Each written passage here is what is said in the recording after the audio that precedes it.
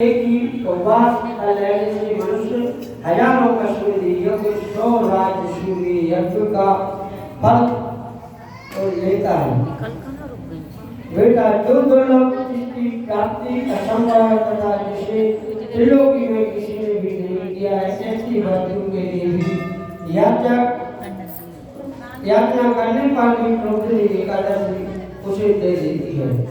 भक्ति पूर्वक उपवास करने पर मनुष्य को हरि बोधनी एकादशी ऐश्वर्य संपत्ति उत्तम बुद्धि तथा मुक्त सुख प्रदान करती है। मेरु पर्वत के समान जो बड़े बड़े पाप हैं उन सब को यह पापनी बोधनी एकादशी उपवास मात्र से भस्म कर देती है। पहले के हजारों जन्मों में जो पाप किए हैं उन्हें प्रोक्तनी की रात्रि का जागरण रुई की ढेर के समान भस्म कर डालता है। जो लोग प्रोक्तनी एकादशी मन से ध्यान करते तथा इसके व्रत का अनुष्ठान करते उनके पिता नरक के दुखों से छूटकर नरक के दुखों को छुटकारा पाकर भगवान विष्णु के परम धाम को जाते हैं। ब्रह्मा अपने आदि यज्ञों से भी जिस फल की प्राप्ति होती है वह प्रोक्तनी एकादशी जागरण करने से अवश्य प्राप्त होती है। तब भी दान करने से जो फल मिलता है वह श्री हरि के नाम में जागरण करने मात्र से मनुष्य प्राप्त कर लेता है। जैसे मनुष्य के लिए मृत्यु अनिवार्य है उसी प्रकार धन संपदा मात्र क्षण भंगुर है। ऐसा समझकर एकादशी का व्रत करना चाहिए। इन लोगों में जो कोई भी तीर्थ संभव है वे सब प्रोक्तनी एकादशी व्रत करने वाले मनुष्य के घर में मौजूद रहते हैं। कार्तिक हरि प्रोक्तनी एकादशी पुत्र तथा पौत्र प्रदान करने वाली है। जो प्रोक्तनी को उपवास करता है वही ज्ञानी है, वही योगी है, वही तपस्वी है और वही जितेंद्रिय है तथा उसकी भोग और मोक्ष प्राप्ति होती है। बेटा प्रोक्तनी एकादशी भगवान विष्णु के उद्देश्य मात्र से मानव जो स्नान दान जप और होम करता है वह सब अक्षय होता है। जो मनुष्य उस तीर्थों को उपवास करके भगवान मानव की भक्ति पूर्वक पूजा करते हैं वे 100 जन्मों के पापों को छुटकारा पा जाते हैं। इस व्रत के द्वारा देवीश्वर जनार्दन को संतुष्ट करके मनुष्य धर्म फल को जाता है।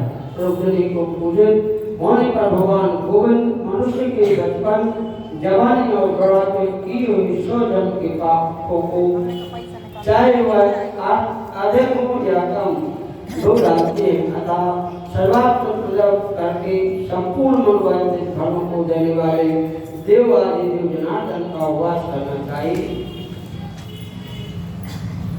बेटा नारद जो भगवान विष्णु के भजन में तत्पर होकर कार्तिक पारायण उनका त्याग करता है वह चंद्रनारायण व्रत का फल पाता है। जो प्रतिदिन शास्त्रीय चर्चा में मनोरंजन करते हैं कार्तिक मास व्यतीत करते हैं वह अपने संपूर्ण पापों को जला डालता है और 10,000 यज्ञों का फल प्राप्त करता है।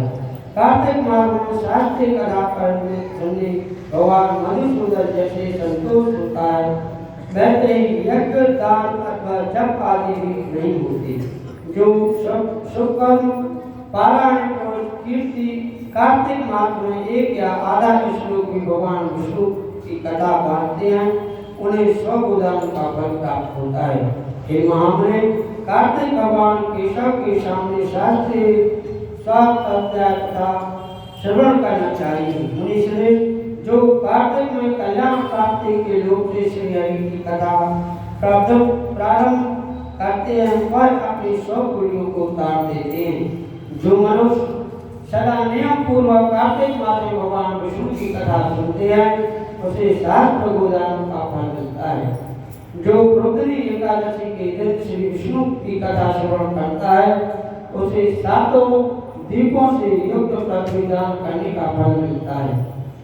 मानव श्रेष्ठ जो भगवान विष्णु की कथा सुनकर अपने शरीर के अनुसार कथा वाचक की पूजा करते हैं उन्हें अक्षय लोक प्राप्ति होती है।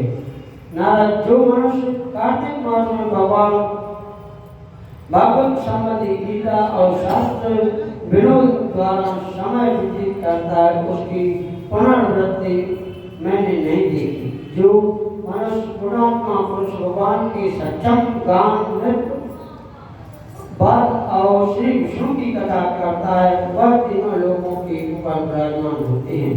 हे मुनीश्वर, कार्तिक की रोहिणी एकादशी के दिन बहुत से फल फूल कपूर अनाज और कुसुम के फूलों द्वारा श्री हरि का पूजन करते हैं। एकादशी आने पर धन की कंजूसी नहीं करनी चाहिए, क्योंकि उस दिन दान आदि करने से असंख्य पुण्य की प्राप्ति होती है। रोहिणी को जागरण करने पर शंख में जल लेकर फल तथा नाना प्रकार के द्रव्यों के साथ श्री जनार्दन को अर्घ देना चाहिए। संपूर्ण तीर्थों में स्नान करने और सब प्रकार के दान देने से जो फल मिलता है, वही रोहिणी एकादशी को अर्घ देने करोड़ों गुना होकर प्राप्त होता है। हे देवेश्वर, अर्घ के पश्चात भोजन, अर्चना और दक्षिणा आदि के द्वारा भगवान विष्णु की प्रसन्नता के लिए गुरु की पूजन करनी चाहिए। जो मनुष्य उस दिन श्रीमद् भागवत की कथा सुनता है, पुराण का पाठ करता है, उसे एक एक अक्षर पर कल्प दान का फल मिलता है।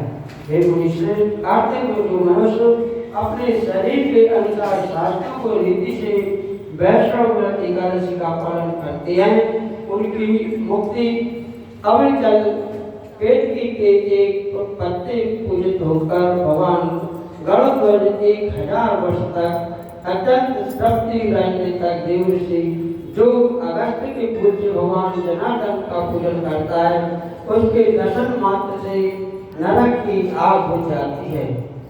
भक्तजन जो कार्तिक भगवान जनार्दन को तुलसी के पत्र और पुष्प अर्पण करते हैं, उनका जन्म भर का किया हुआ सारा पाप भस्म हो जाता है।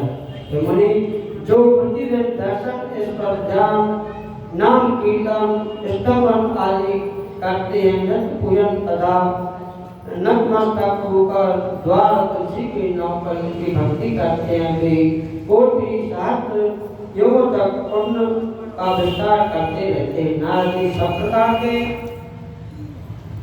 फूलों और पत्तों को चढ़ाने से जो फल मिलता है, वह कार्तिक मास में तुलसी के एक पत्ते मात्र फल मिल जाता है। कार्तिक आया देख प्रतिदिन नियम पूर्वक तुलसी के कमल पत्ते माँ विष्णु श्री जनार्दन का पूजन करना चाहिए। सो यज्ञों द्वारा देवता का यज्ञ करने और उसके प्रकार से दान देने से जो पुण्य प्राप्त होता है, वह कार्तिक में तुलसी मात्र से केशव जी की पूजा करने से फल प्राप्त हो जाता है। गुरु राधा कृष्ण भगवान की